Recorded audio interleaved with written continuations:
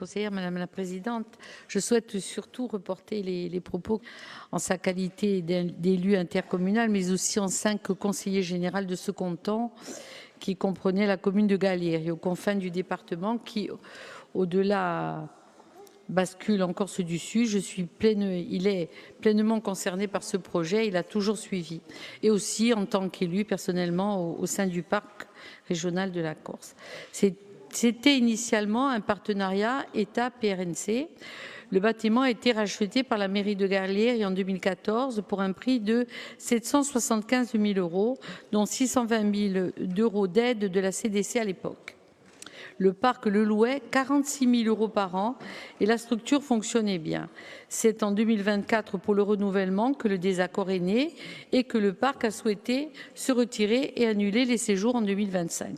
On n'est pas passé loin de faire arrêter cette structure. Il a fallu une large concertation associant la commune, le parc, la CDC, le rectorat, les associations des maires en début 2025 pour parvenir à l'accord qui nous est proposé aujourd'hui de valider dans ce rapport.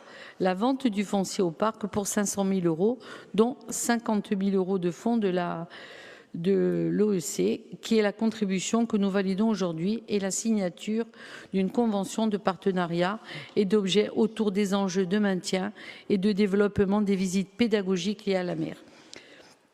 La CDC n'a pas les mêmes marges de manœuvre que n'avaient alors la CTC et les départements. On le comprend, mais cet engagement de 10% est déterminant pour maintenir à flot cette structure dédiée à la mer, dans un lieu qui s'y prête bien et dont la vocation éducative doit être absolument pérennisée. C'est d'ailleurs dans cet esprit que les 2 associations de maires se sont engagées à sensibiliser l'ensemble des maires pour qu'ils soutiennent les déplacements éducatifs à Gazamarine. Je sais que cela a un coût, que la logistique est également lourde, y compris pour les personnels éducatifs, mais l'intérêt y est manifeste et les élèves en repartent toujours contents, instruits et émerveillés.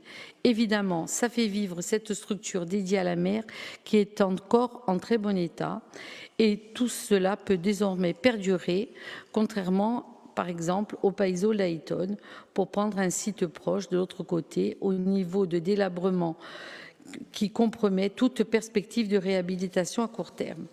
En tout cas, donc tout naturellement, je conclurai en disant que nous sommes vraiment favorables et je vous remercie pour ce rapport et nous y associons bien volontiers en votant favorablement.